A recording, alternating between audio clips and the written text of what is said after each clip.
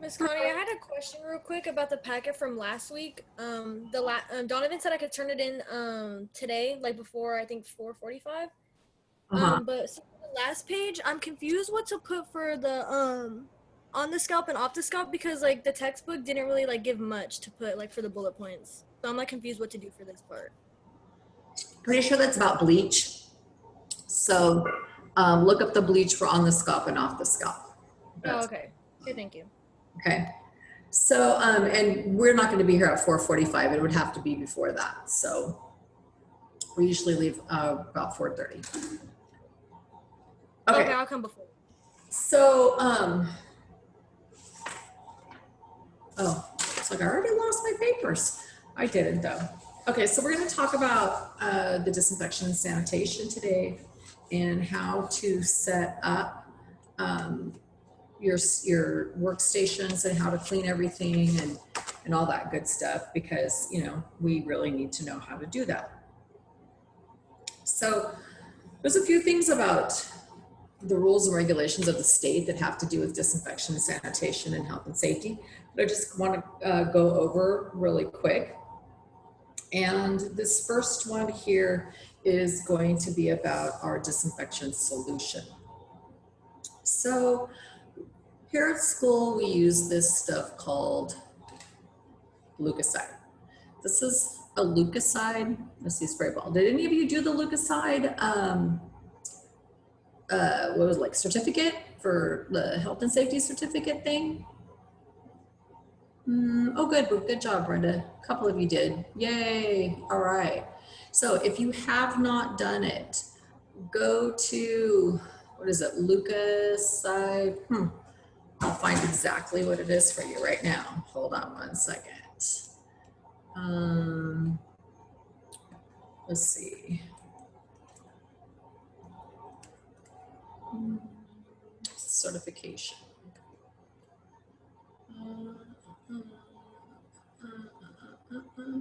So it is, well here, let me share my screen with you and I'll show you exactly what it is.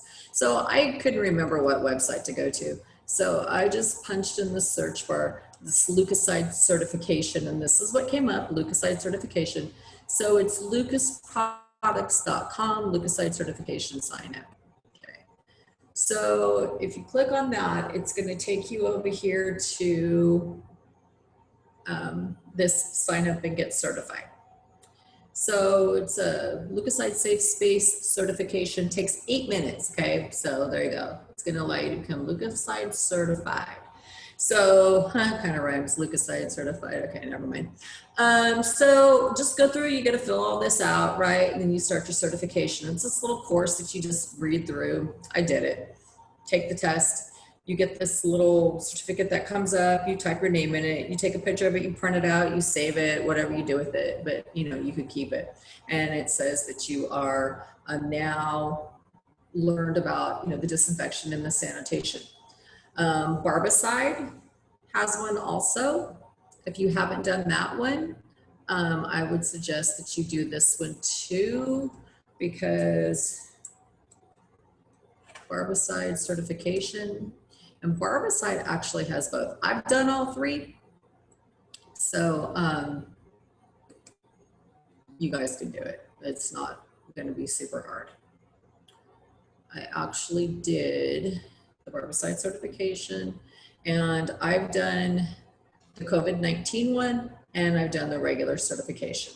It's the same type of thing. You put your email in, man, you take this little, you watch, I don't remember if this one has a video or if you read it, but then you just take the little quiz, and when you pass it, they'll email you this certification. You do the same thing. You put your name in it, you print it, you save it, whatever you want to do with it. It's yours. But you should actually do this because it's all about cleaning and keeping everything nice and disinfected so that we're not spreading anything out there. And we don't want to spread things, right? We sure don't want to spread things at all, especially the way things are right now. We have to be extra super careful, right? We do, everywhere you go. So this spray bottle like this is at the front desk that we have here. This is what we use to clean our stations off with. This is what we use to clean our chairs, Any the tabletops. When we actually physically come back in the building, you're going to see us with these going around spraying door handles and doors and any surfaces, any type of surfaces, you're going to be seeing this used a lot. Okay, so this is your disinfection and sanitation spray bottle. These will be full. If they're not full, then we should all learn how to fill these up. Okay, because no one's going to do it for you out in the shop. We're definitely going to have to learn how to do it. But I'll get over that in just a second. Okay, this is, kind of heavy. This is the actual concentrated gallon of this disinfection or disinfectant. Notice it has a pump. It's super pink because it's concentrated, right? It's almost like a fluorescent pink. It says right here that for hospital disinfectant, fungicidal, virucidal, one-step, kills HIV and HCV and pre-cleansed hard non-porous surfaces previously soiled with blood. Ooh, we better not have blood on any of our surfaces, right? Your son said it is home. Okay. Talks about decontamination against HIV, HPV, HCV, oh gosh, on surfaces with blood or bodily fluids. Yuck. So this stuff really kills it all. It also says that it is a disinfectant, a fungicide, a virucide of grooming clippers, hair clippers, electric shears, barber salon shears, and other implements of barbers, manicure, nail salons, instruments, and tools. So it's just a general all-around use for what we can use it for. So it's a, let's see, 1/2 ounce per 1 gallon of water. So underneath the sink in the lab area, or in the back, we have these bottles that are labeled. The state says that every single thing that we use that we have to have has to have a label on it. A manufacturer's label at that when it's chemicals and things like that. So this is an actual manufacturer. Where's that? This is an actual manufacturer label this way, right here, an actual manufacturer label. So what you do is you fill this up with cold water. We're going to be using cold water for this. We fill it up, to about right here. And then we're going to pour our 1/2 ounce in here. Well, how do you know how much a 1/2 ounce is? There's these little handy dandy measuring cups back there. You just look over here and it says, right there is your 1/2 ounce one. So you just fill it up to this and you pour this in to the water. Now this stuff is really thick compared to water.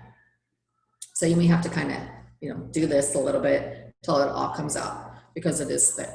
So it may take a minute to run out. And that's how you mix that. Once you get the gallon full, you can pour it in the spray bottle. Okay, so Lucaside says that this is going to kill 100% of all harmful bacteria with a 10-minute immersion time. Okay, it's going to kill 99% of all harmful, stuff with a 1-minute contact time. So what that means is when we start spraying down our stations and that kind of stuff, we don't have to wait 10 minutes. We only have to wait 1. But when we're disinfecting our combs and brushes and those types of things, we have to wait the full 10 minutes. Okay, so I'll get into more of that in just a second. They also have wipes. Those are wipies, like, Clorox or something, but like probably stronger than Clorox. But these are wipies. These work good for things like cords, blow dryers, curling irons, things that we just cannot, in different disinfectant solutions. Those things work really great for that. Same thing. It just says thoroughly wet the surface to be treated if you can. The treatment must remain visibly wet for disinfection to disinfect against E. coli, Pseudomonas, Salmonella, I don't know how to say that, Intrasechia, I don't know, and vancomycin resistant, which is like MRSA. There's all these things in here that I don't know how to say, but you want to make sure that that surface stays wet for 10 minutes. So when you take the wipey out, right, we want to thoroughly make sure that that surface gets wet with the wipey and it's there for 10 minutes. If not, it's not gonna work. Okay. That's the disinfectant that we use for, like I said, the stations, the chairs, any type of a hard surface, combs, brushes, anything that is non-metal, okay? Anything that is non-metal. For things like, or I mean not non-metal, sorry, non-electrical. For things that are electrical, we have this. This is a Cool Care Plus. This stuff right here can be used. It says that it is for beauty shops, barber shops, pet salons, and animal hospitals.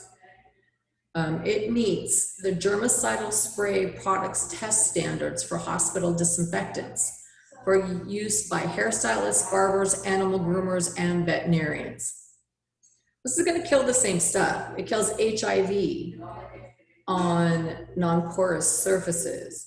Anything that has, what else did it say? Boom, boom, boom. It is a virucidal, fungicidal, bactericidal, and tuberculosidal. So it leaves a light lubricating film on clipper blades that reduces friction, smooths the clipping action, and prolongs the life of the blade. So how do you use this? You turn off the clippers. Occasionally during use to spray the blade and teeth. The lubricating aerosol swipes away hair, dandruff, and dust particles and cools the metal. Okay, but of course we're not supposed to get in our eyes. We're not supposed to inhale it. We're not supposed to do anything crazy with this stuff. Let me tell you a little story about the stuff that I did. So once upon a time, I was cutting this little boy's hair. He had very, very light blonde hair. And I got about, I was using clippers. I think they wanted like a number 2 on this side. I got about halfway around the head, and right when I got to the back, like in his neck area, I took the clippers and went, and I saw lice.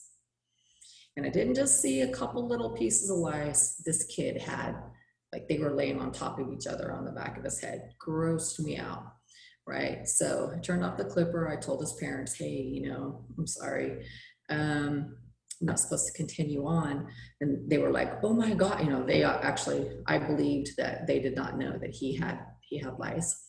So you're not supposed, when you see that, you're just supposed to stop. You're not supposed to continue with what you're doing, which was shame on me because I didn't do a thorough check beforehand. I just started cutting, which I would have seen that before I even got into it. But I was a lesson learned on my part. So I felt bad for the child. And so I told the parents, you know what, I'll just go ahead and I'll just shave his head with the clipper. My clipper was already contaminated. I was just like, okay, I'll just go ahead and shave his little head. They were like, okay.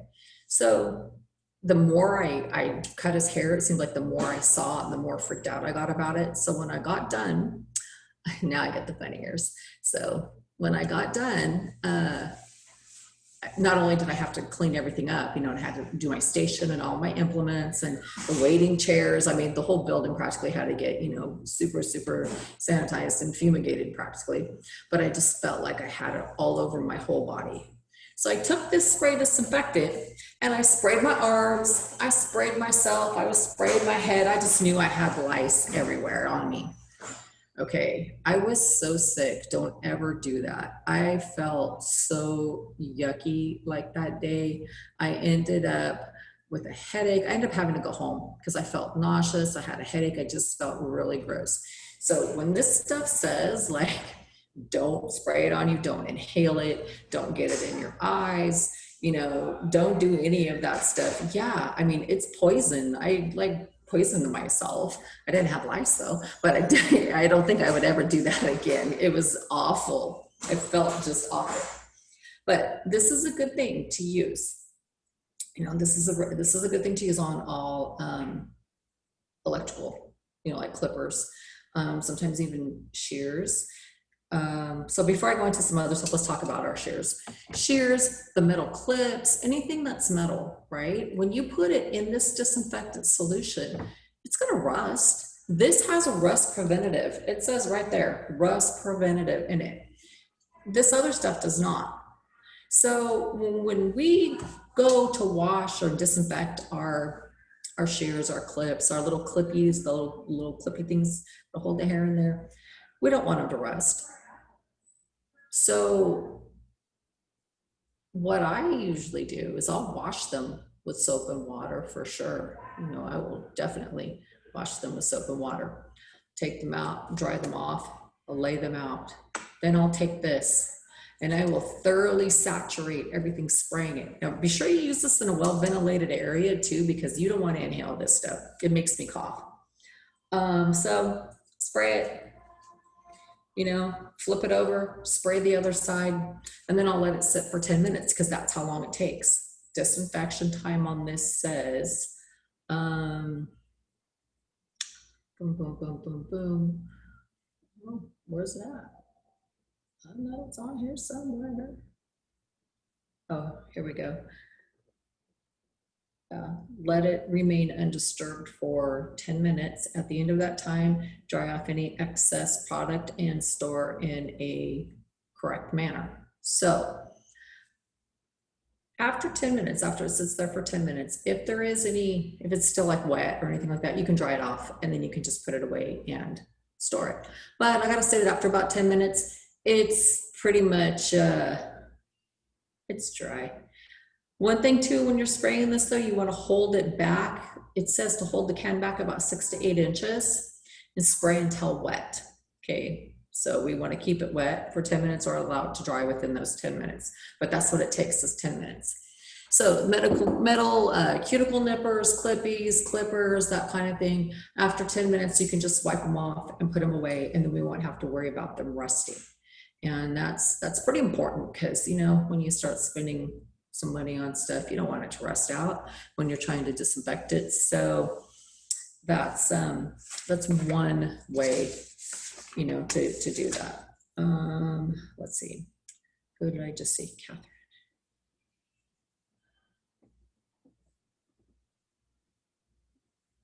Okay, so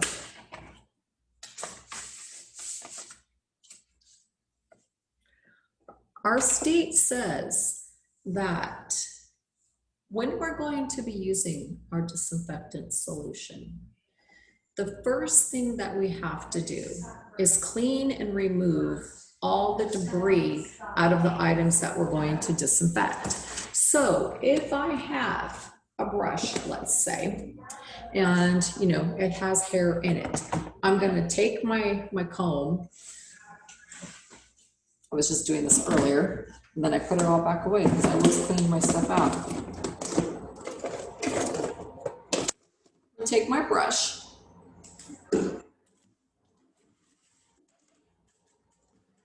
And they actually make some really nice hair removal tools for brushes out there. They do have some really nice ones that have this really cool little thing on the end of them that you can remove the hair with. But what I usually do is just take, you know, a comb and a brush and just go like this. And then when I get all the hair, you know, you pick it out and you take all the little pieces of hair. You've got to remove all the hair out of it. Now I know that there's some types of brushes that it is pretty much like impossible to remove every single, look at it, I thought this was clean and I just did that and I found another piece of hair.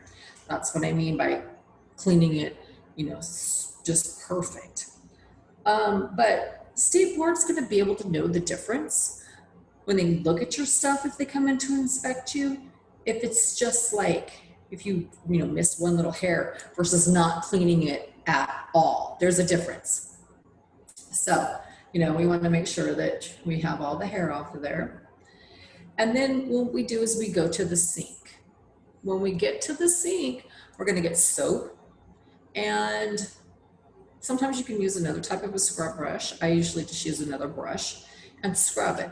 Just scrub the stuff. Same thing with the combs. If this was my scrub brush, I'm gonna come in and scrub it like this, you know, or I'm gonna scrub it like this. Just make sure I scrub it and get it nice and clean. Rinse it out, pat it dry. Pat it, we're gonna pat it. Okay. Once we get it pat dry, we're gonna put it into a tub. And our state says that a disinfectant container is a large container with a lid.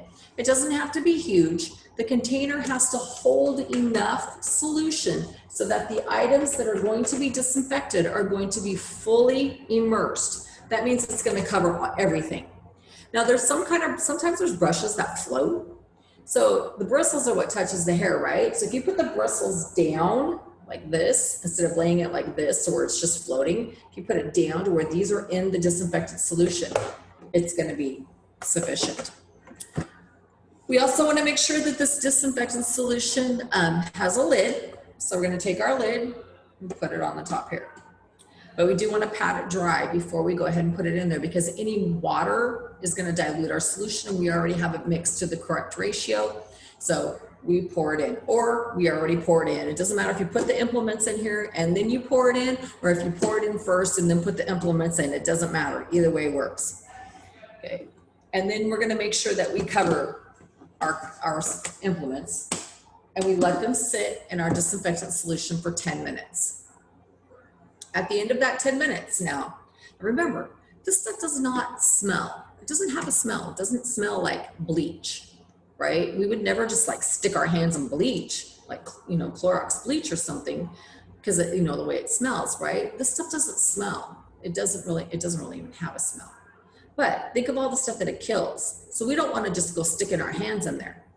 So sometimes if I use this type of solution, I'll take it. I'll just lift up like one side and just kind of pour it out on the corner. Rinse it out really good. And then once it's rinsed, I take my implements out of here, I dry them, and then I put them away. Okay, we can't leave anything out, because, you know, out laying around becomes contaminated. So I will dry it and I'll put it away. Now our state does say, now remember, you gotta keep it covered, right? It's the big thing, you gotta keep it covered while it's disinfected.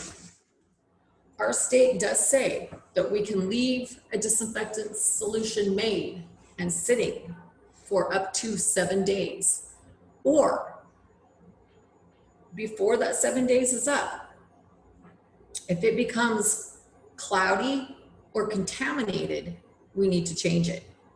Okay, so in a shop, in a school, in a salon, there's hair flying everywhere. You don't even see it. It's just flying around like the ashes flying around outside, you know, that's worse than the hair inside.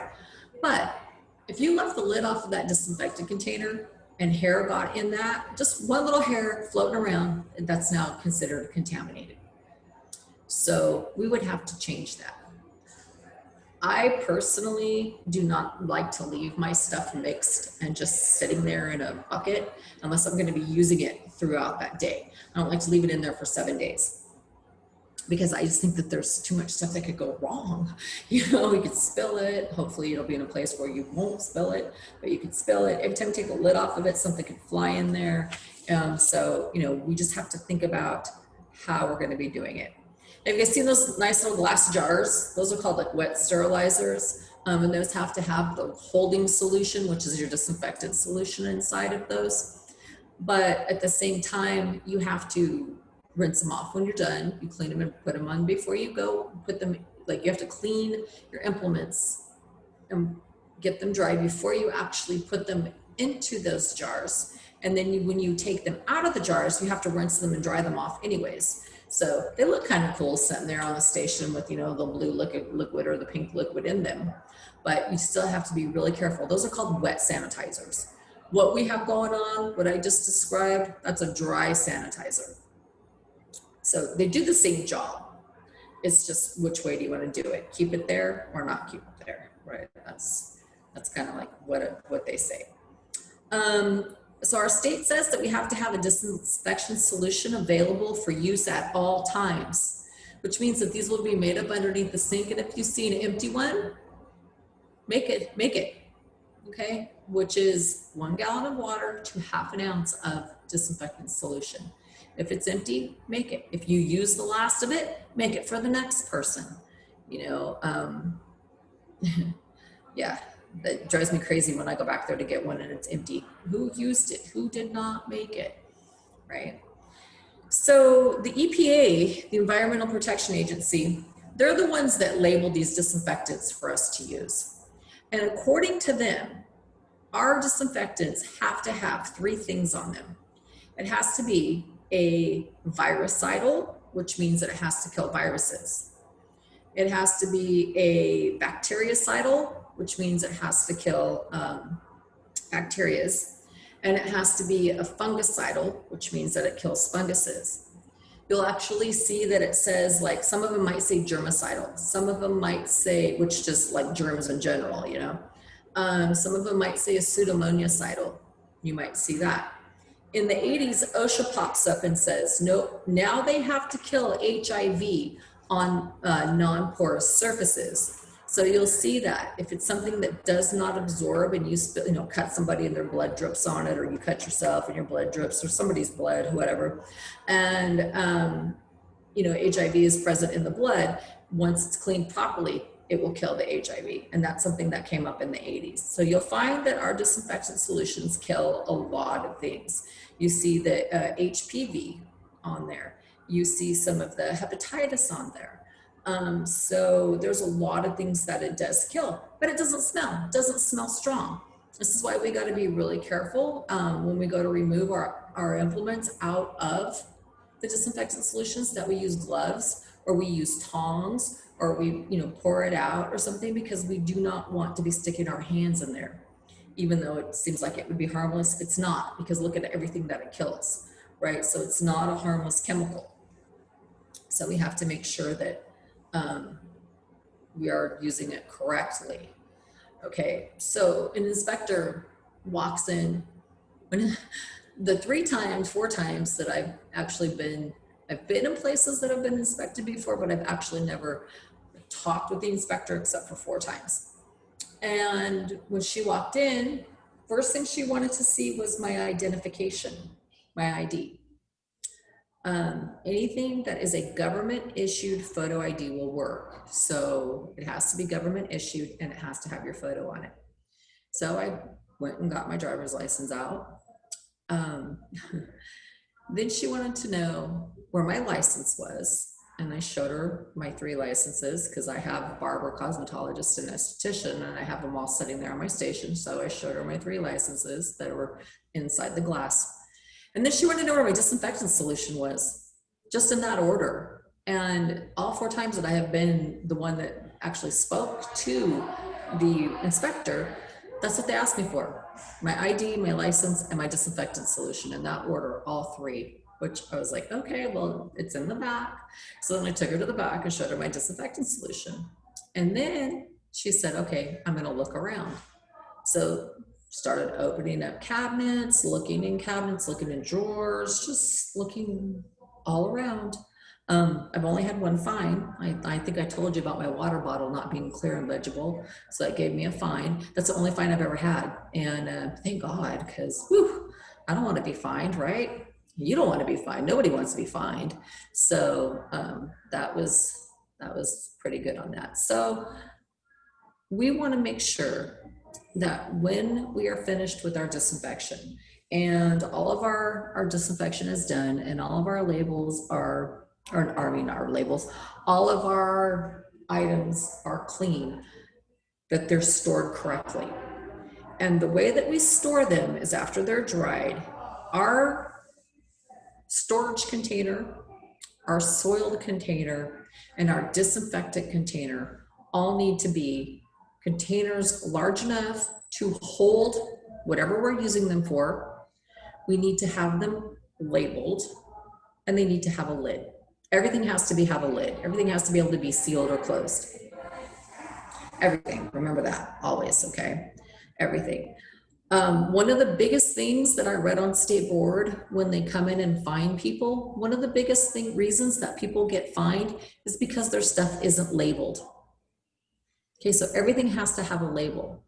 Whether it's a manufacturer's label, which is on all chemicals and all products have to have a manufacturer's label. All of our containers that we're using have to have some type of a label. So I know you've probably heard me say if you drop something, you got to pick it up and put it in a soiled container. Some of you may have been like, what's a soiled container, right? This could be a soiled container. This could be a disinfection container. And this could be a clean storage container. The only difference is the label that I put on it because it has a lid. Of course, I took the lid off of it. Where's the lid? It has a lid, right? And I can use this little thing right here and it locks it, right? So I can go like this and it's not going to fall off, okay? This can be any one of those types of containers because it has a lid. This is just like a shoebox kind of container, you know? The thing is the label that's on it.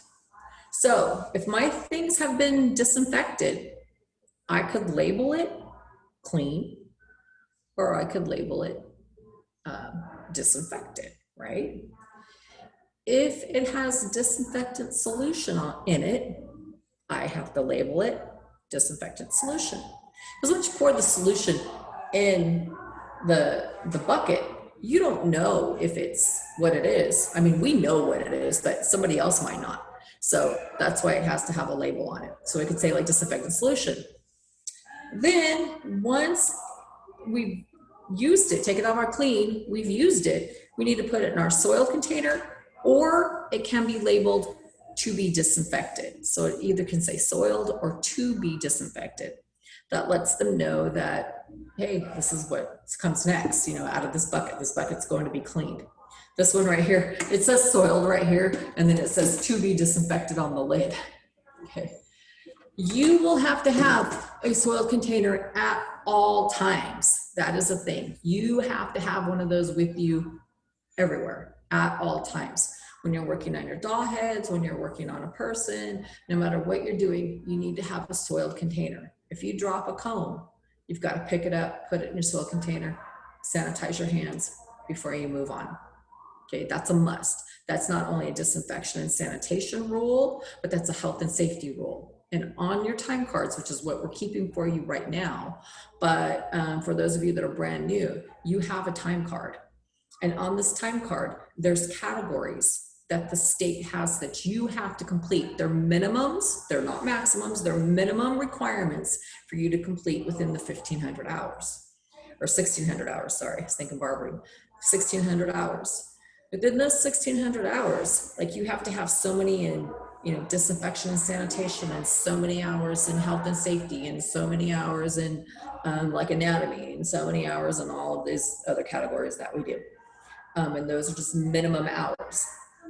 So when they're saying that, you know, you have to have the soiled container, you have to carry that soiled container around with you. You have to complete those hours, and you have to know how, like, what's to be labeled and what's not to be labeled, right? So these were just kind of some of the things I'm going over when you get here.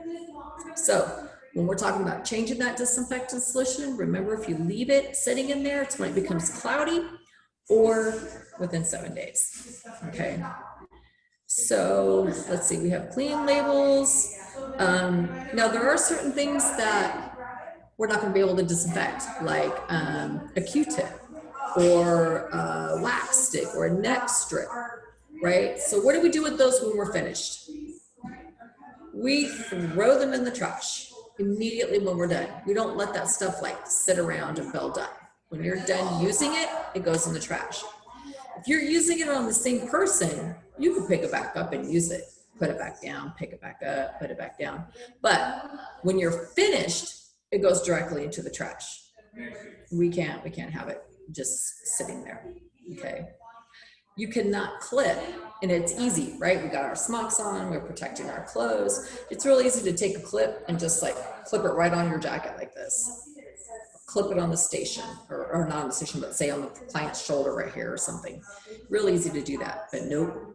Anything anything that touches that client needs to stay in a clean and sanitary state while you're serving that client.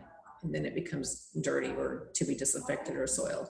So we want to make sure that we are not clipping them on us. We're keeping it nice and neat. You know, our attire is clean, and you know, everything stays within the rules and the regulations of that. Now, hand sanitizer is perfectly legal now. It wasn't always legal. There before, or well, not before, but yeah, before we could use hand sanitizer, we had to use soap and water constantly. So hand sanitizer is now legal. They did say Purell was the brand that they said, like Purell. So there we go. We have Purell. And at school here, we ordered them when COVID first started, but they're the touchless hand sanitizer. So you just, they're motion censored. You just put your hand underneath it and the hand sanitizer comes out, and they're everywhere. We barely got them in. We ordered them in March, and I don't think they got here till like August. I mean, it took a long time to get here, but they're up now and they're working. So they are around. We have them all around, everywhere. So when do we sanitize our hands? So we sanitize our hands before we do the client. We sanitize our hands maybe even while we're doing the client, depending on the service that we're doing. We sanitize our hands anytime we feel that our hands are soiled. We sanitize our hands. I'm sure with what's going on in the world now, you've all became up close and personal with hand sanitizer, and you've probably, look at this one I have on the table. I have this one in my pocket. I have one that's clipped on to the edge of my purse. I mean, I've got a pack of Lysol wipes in my car, like they're everywhere. So I'm sure that we've all, you know, became real familiar with hand sanitizer. So we want to make sure that we're always sanitizing our hands, okay? If you have a cold, if you don't feel good, if you have a sore throat, if you have, you know, chicken pox, whatever you have, don't come in, right? Don't go to work. Some of these things actually have state regulations on when you can come to work. Like if you have a cold and you have a fever with that cold, it says after your fever's gone, you can come to work. But not every time you get a cold, you're going to have a fever. So colds get spread. I mean, we're coming into cold and flu season. So if you feel sick, stay home. If you have strep throat, you can come back 24 hours after you've been given treatment. If you have pink eye, you can come back after the doctor says so. If you have chicken pox, 6 days after you get the chicken pox. If you have mumps, it's 9 days once you start swelling. If you have impetigo, it's 24 hours after you have treatment. Impetigo just looks like a rash. A lot of times people don't even know they have it. So there's some interesting little things out there that the doctors say, or not the doctors, but the state says, this is when you can come back to work. All of our towels that we use need to be in a covered, labeled receptacle. Okay, so it says soiled towels. Washing towels. Now, to disinfect your towels, you have to wash them for at least 15 minutes in water that is at least 140 degrees. Now, a lot of people say, hey, can't you just pour some bleach in there and have that work? Once the water hits a certain temperature, the disinfecting properties of bleach do not work. Bleach will disinfect in cold water, but not hot water. And I'm not sure what the exact temperature is for bleach disinfection not to work. Now, whitening your clothes, it'll work at a higher temperature. But for actual disinfecting purposes, it's not going to work with hot water. So if you're trying to wash your clothes in hot water for disinfecting purposes, like your towels, it needs to be for 15 minutes at 140 degrees. Okay, nothing less. Remember, every bottle, everything has to have a label on it. Everything has to have a label on it. Okay, we can't let our garbage accumulate. Does anyone know how often when you get a license that you have to renew your license? Does anyone know how often that happens? 10 years maybe? Huh? No, it's every 2 years. Okay. Oh. 2 years, you have to renew your license. Currently, it's $50 every 2 years, which is like nothing, you know, $50 every 2 years. That's hardly any money. It's $25 a year to have a license, right? And the governing agency for this business is the Board of Barbering and Cosmetology. The board is actually located in Sacramento. That's where their, you know, the state laws and stuff are made. But the actual testing facility for Northern California, so when you go to take your state board test, you're going to go to Fairfield. They have one in down south in Glendale, but the Northern California one is Fairfield. You have to have at least 75% to pass. You will consist of a written and a practical portion of your exam, and you have to get at least 75% on each to pass. Okay. We can't pierce skin. We can't do piercings. I mean, you can do piercings, but you can't do piercings under your cosmetology license. Okay. And like I said, we have our spray for our disinfectant solution. And, oh, pedicure tubs. Anyone had a pedicure in a pedicure tub? You guys like those things? Those nice, wonderful pedicure tubs, right? So there are steps for cleaning the pedicure spas. They have whirlpool spas, they have air jet systems, and there's, pipeless foot spas. There's 3 different types, and there are specific steps these on a daily, a weekly basis, okay? There's also a pedicure cleaning log. Anyone ever seen a pedicure cleaning log?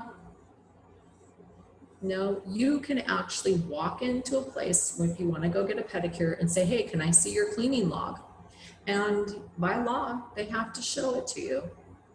So when you guys are going to learn all about that when we come here in person and we start actually doing that. You're going to learn how to fill out a log, you know, what's expected of it and all that. But you can actually see the time. It should have the time of the day and the person who cleaned it with their initials on it to let you know that that was actually cleaned.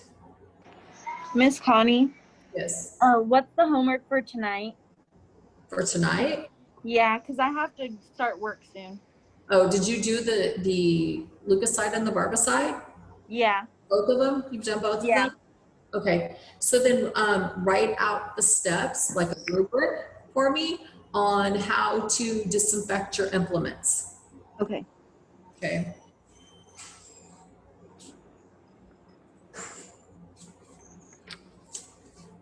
Okay, so it's 3 o'clock. Let's go ahead and go to 3:10 for a break here, and then we'll come back and do some more stuff. Hello, everybody. Okay, we are back. So I just wanted to go over some more of this cleaning stuff because it's real important that we know a lot of what it means here. So you hear the word cleaning and you hear the word sanitation. Well, it means the same thing. Okay, cleaning is the process of removing dirt, debris, and potential pathogens to aid in slowing the growth of pathogens. So cleaning's first. That's number 1. That's the first thing we do. Or sanitation. That's like wiping things off. It's like wiping things down. Maybe you might have to scrub a little bit to loosen some stuff up to clean it. But cleaning alone does not make things safe. Okay. There's a few ways that we can do cleaning. We can wash with soap and water.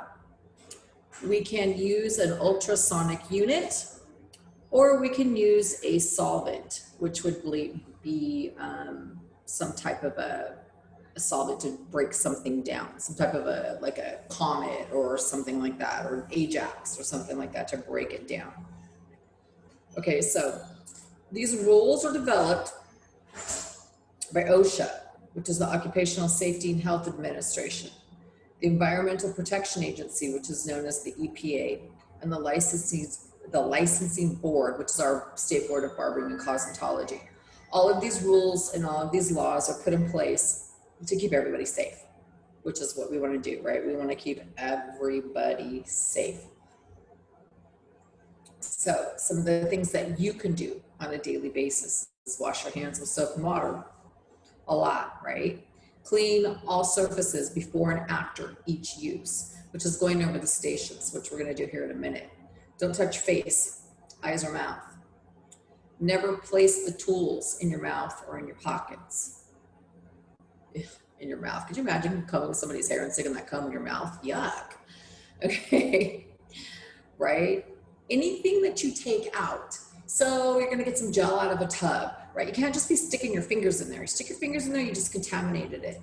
So what they want you to do is when you're going to be getting partial things out of a tub or a bottle or something like that, is to pour them out or get a spatula or something, a spoon or something that's going to allow you to get these things out without just sticking your fingers in it. Because the minute your finger touches it, if I was going to pump this, if I put my fingers on the top of this pump, it's now it's become soiled. So I'd have to clean that. So, pump it down, like hold this up and pump it down like this into your hand to where when it comes out, and then you'll have to wipe the top off when you're done with it. Like that's mine, so I touch it all the time. But you should, if someone else is using it, we'll have to wipe that down and disinfect that also. Okay, our towels, it's a one-time use. Our drapes now, they're a one-time use. Everything dirty goes in something that's covered and possibly vented and even labeled, right? We're gonna launder our towels and our capes in a timely manner. We are going to dry them thoroughly before we store them. We're going to make sure everything's stored in a clean, covered container. Let's see, we're going to remove, hair. Now, you do a haircut. You get done with your haircut. How many of you went to go get your hair cut, and when you got done getting it cut, you just got up with the hair clippings on the floor and walked away? The hair clippings were not swept up right after you got your hair cut. That is a big no-no. No, right? We don't do that. We want to make sure that we sweep that hair up before our client gets up. That is such a slip and fall hazard right there. Slippery hair, slippery shoes. Especially if you get someone who's maybe not so sturdy on their feet. I mean, they could just slide right off that hair and hit the floor. I've actually seen someone fall before. And it was an elderly woman. At the time, it was like, because it was scary. I mean, she could have broke her hip or something. So we want to make sure that we do clean them up right away. Anytime it's a single use, we're going to throw it away after we use it. We're going to store everything in a covered container marked clean. We're going to clean our shampoo bowls after each client. We're going to use trash containers that have solid sides and a lid and a liner. And when they're full, we're going to empty them. We're going to have hot and cold running water. We're going to provide disposable drinking cups. We are going to clean the sinks regularly. We're going to provide clean restrooms that have toilet tissue and disposable paper towels. We are never, ever going to use our restrooms for storage. We are not going to allow pets, except for service animals, into our work area. We're never going to live or cook in the shop. And we're going to try to keep it as free as we can from insects and rodents. Creepy, right? And smoking is only in designated areas. Smoking is 20 feet from the building, from the door. And sometimes if the wind blows, that might not be enough. So that's cleaning, right? Cleaning, sanitation, soap and water, basically. The second part of this is called disinfection. Okay, disinfection is the solutions that I was talking about earlier. This is going to kill everything. Viruses, funguses, bacteria, except spores. These disinfection products, they can be toxic, therefore, the governing agencies are definitely regulating.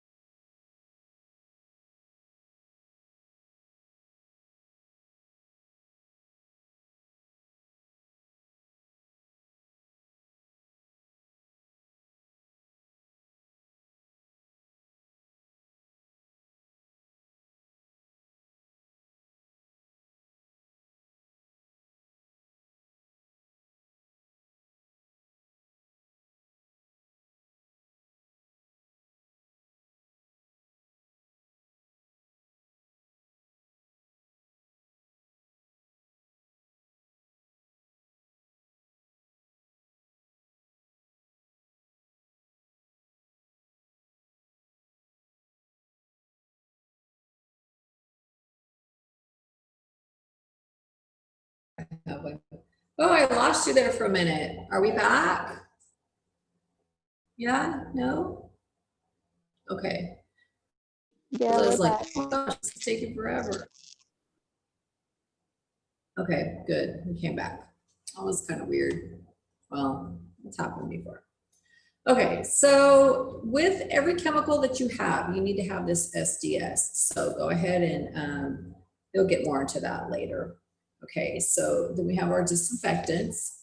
And then the third level is sterilization.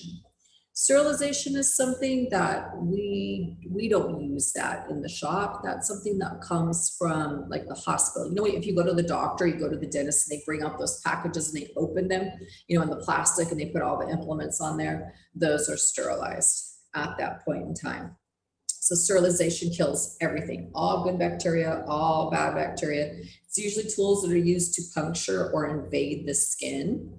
That's sterilization. That's something that we do not do. We do cleaning or disinfection, and we do sanitation. And these are the things that we need to know all about, because we got to make sure that we keep everything clean and everything nice and safe. Okay, so now when we get ready and we're going to set up and we're getting ready to work, we're going to have our soil container. We're going to have our spray here. And what we're going to do is spray all the surfaces, right? Spray, spray, spray, spray all the surfaces, spray all the surfaces. I'm going to say use paper towel because it's less laundry, but then you'll get your paper towel and you're just going to go ahead and wipe off the surfaces. It's got to set 1 minute to kill 99%. So we're just going to take this and wipe it. Okay. So when you get done working for the day, or before you go to lunch, or whenever you feel that you need it, you know, your mirror needs to be clean. The top of your station needs to be clean. The chair, the bottom of the chair, the armrest that the people put their arms on. How about the front, like the wall or something? Because a lot of people sit down and they put their feet up on the wall, or they cross their legs, and they hit their feet up on the station. That all needs to be wiped down as soon as that client leaves. There's no letting it just sit there and you'll do it later. That's immediately when they are done. That's that area, they leave. You know, when you go to the dentist and the dentist puts that little tray up, and you know, on that tray are all those little things that they pick your teeth with and they do all that with, that is their work area, right? They keep that nice and clean. They wipe everything off before they set it back down. And that's exactly the way you need to think about when you're using your implements. Use a comb, you get done with it, you wipe it off, you set it back down till you pick it back up again. You want to keep this whole area, this whole tabletop, or the whole, you know, top of countertop, or whatever you're working on.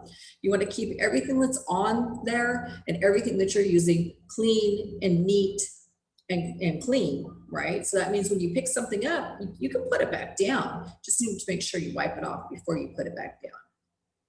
If I'm combing your hair and, you know, all the hair that you lose falls out and it's sitting there in my comb, I'm not going to set that dirty comb with your hair on it back down. I'm going to wipe the hair off of it, and then I'm going to go ahead and set it back down.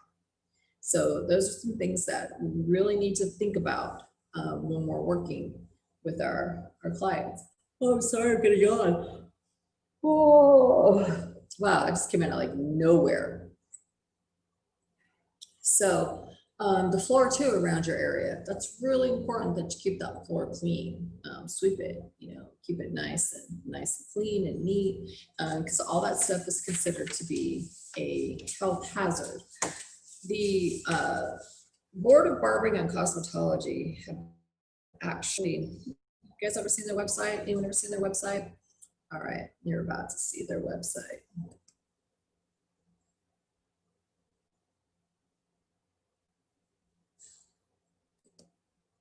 Their website is Barber oh, where did that come up? That's not what I typed. barbercosmo.ca.gov, and that is their website. And it's the Board of Barbering and Cosmetology. They've actually redid their website. Took me a minute the other day when I was looking for something to find it because they moved it. Okay, so this is what their website looks like.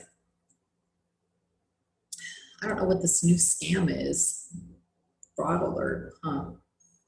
Okay, so this is what they do. This is for consumers, so any old person can go on there. You can verify a person's license. You can check to see if they're actually licensed. If you need to file a complaint, you can go to enforcement, and this is a consumer's fact sheet on some of the things that they should be looking for all of this stuff, which is pretty interesting. If you're an applicant, which you're going to be, right? These are the areas that you go to. If you're licensed, you can renew your license online. What is that page? Oh, let's see. Oh, these are commonly used forms. So you can change your address, you can change your name, you can get a renewal. Notice I've used that one a few times. This Breeze, our online services.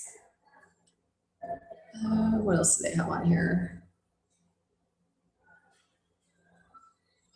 Potential license denial or suspension for failure to pay taxes. That sounds pretty serious, right? It's a fact sheet. This is something that we should kind of, what the heck? What happened to the fact sheet? Oh, here we go. Fact sheets, right? These are fact sheets all about things like artificial nails, hair chemicals, disinfectants, bleaches, all these different safety, because that's all these guys are all about, it's health and safety. Ooh, foot spas, we'll be doing that soon.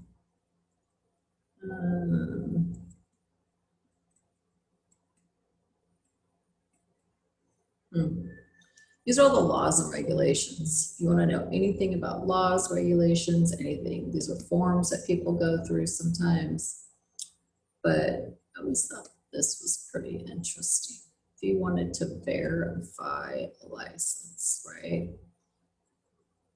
Anything that's under the Department of Consumer Affairs, you can verify a license. All of these are different things. So let's go to barbering and cosmetology. Let's do barber because that's the first one. Don't know the license name, don't know the business name, but I know my first name. So I'll just put me on there because that's me.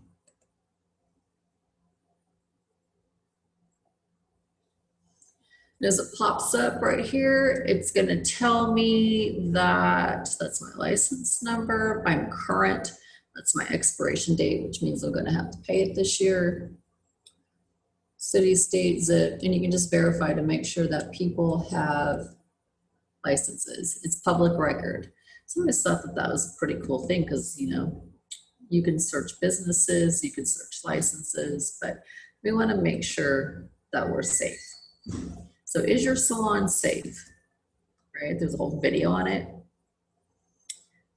These are all the chemicals, all the different things on salons, all of the different things that you can look at. This is all about pedicures.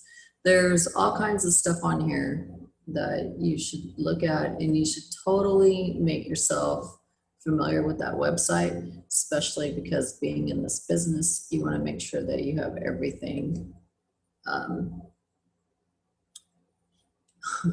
Alicia, just read your chart. You're funny. I didn't dip, I got kicked off. So you want to make sure that we have all of that down. So does anyone have any questions? Okay, sorry, that was really bugging me right there. Does everyone know what we're doing for homework? Did we get that? Can you repeat the websites that we have to go on? Oh, it's barbercosmo.ca.gov. And what was that for again? That's just the Board of Barbering and Cosmetology site. So there's all kinds of things you can do on there, you know, just kind of search around on it and see what you can find. But that's what like regulates our business. And they're the ones that say what we do and what we don't do and all that. So before, you know, they had the website, before everything went online, if a law changed and we didn't know about it, you know, and the inspector would come in and be like, oh, well, now we're doing this and we're doing that. And we're just like, oh, we didn't know. You know, they kind of let us slide a little bit. But now with the website, there's no excuses. So this is where you stay up on all the laws and all the rules and all the regulations. Now, if a law changes and you say, oh, I didn't know, they're going to be like, oh, well, too bad. You haven't looked at the website, have you? Because they have all the proposed regulations and all the new regulations and stuff. And when something new comes out, it's going to be like right up there on that homepage when you first click on it. It's going to take you right to it and be like, you know, when we were closed, like when COVID first happened, I went on there and there was a whole big thing about COVID, how we couldn't work, you know, what we should do. There's also pre-checklists on there for opening now that we can open again. I went on there and got the checklist for the shop about, you know, the things that we should, what they want us to do to be able to open, to do the, you know, to do hair in public. Like we still can't do nails and we still can't do waxing. And we still can't do facials. You know, there's a lot of things that we still can't do because of COVID. And so where did we find out that information? We went to the website, right? Because they're the ones that are going to tell us the most up to date because it's, you know, all pertains to our business. So those are some of the things that we should know about it. You should know about it. You know, you should know about it. There's self-checks on there for you. So that if an inspector ever comes into a place that you're working, you'll know what to expect and, you know, you'll know what you should be doing so that you won't get a fine. Remember, nobody wants a fine. I don't want a fine ever again, right? So nobody wants a fine. And then where do we go to get the certificates?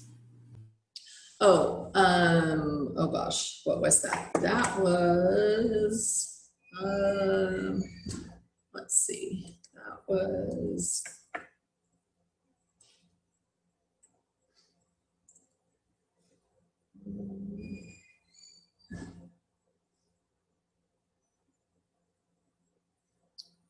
Let's see.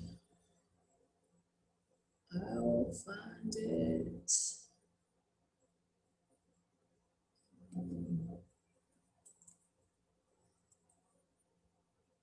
No. Of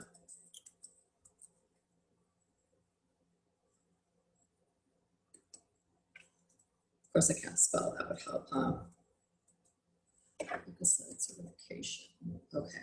So what I did was I just Googled leukocyte certification, and it took me to, oh, come on.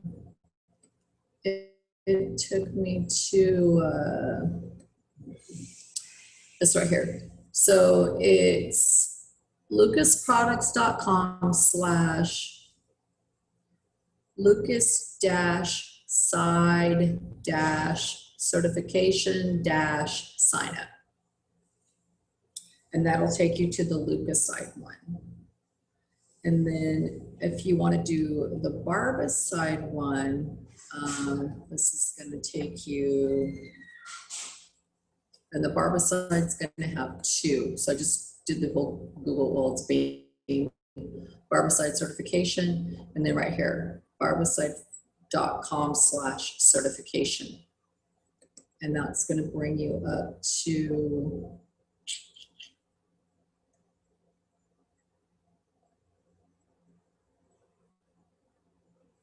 these 2. There's 2. There's the COVID-19, and then there's just the regular certification. So that'll take you to those 2.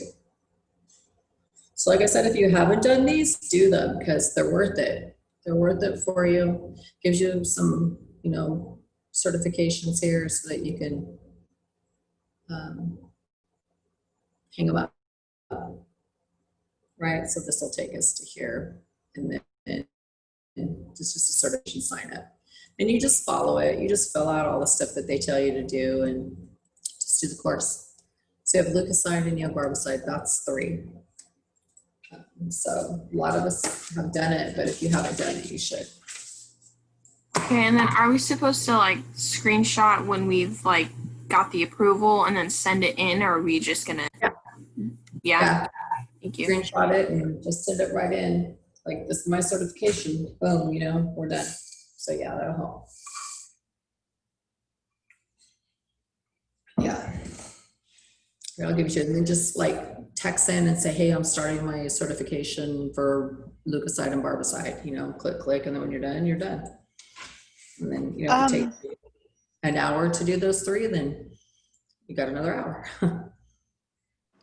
If we already did them, do we have to go and find them again? No, if you already did them, no. If you haven't done them, what you are going to do is write down the procedure for disinfecting your implements, electrical implements, and non-electrical implements. That's if we've already done it, right? Right. Right. Okay. Right. If you haven't done it, then go ahead and do this.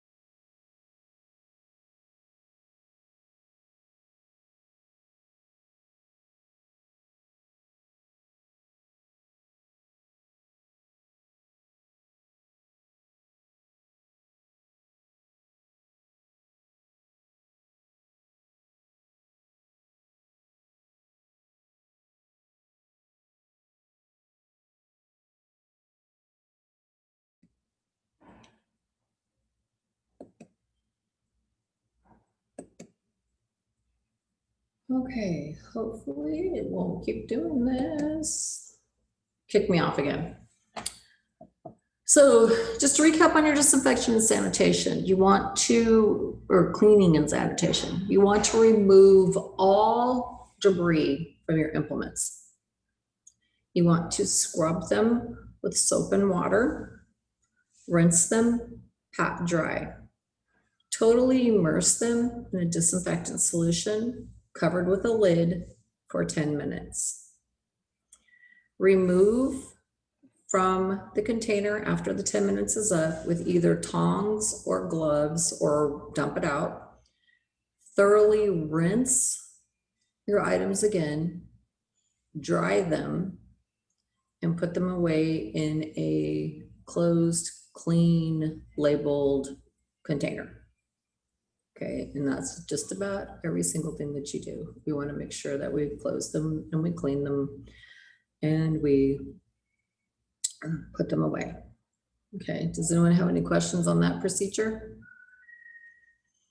No. Okay, so for electrical implements, we want to make sure the same thing, that we brush off as much dirt and debris as we can. Use this specific spray, spray them till they're completely wet. Let them sit for 10 minutes. If they're still wet, dry them off. We want to take like a wipe or even a paper towel with this cleaner on it and make sure that we clean our cords and we wipe off all the surfaces of our electrical appliance. And then we want to store that in a clean, container with a lid. It's got to be something with a lid or a door or cabinet, something that's closed. Oh gosh, sorry. Yawning, sneezing, everything else. All right, so if you guys don't have any questions, we finished everything a little bit early today, so we'll just go ahead and call it for the day unless anyone has any questions. Lucia's like, yeah, we're good, let us go. Okay, no questions? All right. Well, everyone have a good evening. Stay safe out there. Wash your hands, right? Wash your hands. No, All right, thank you. Here it's on. Wash your hands, wash your hands. Okay. Bye.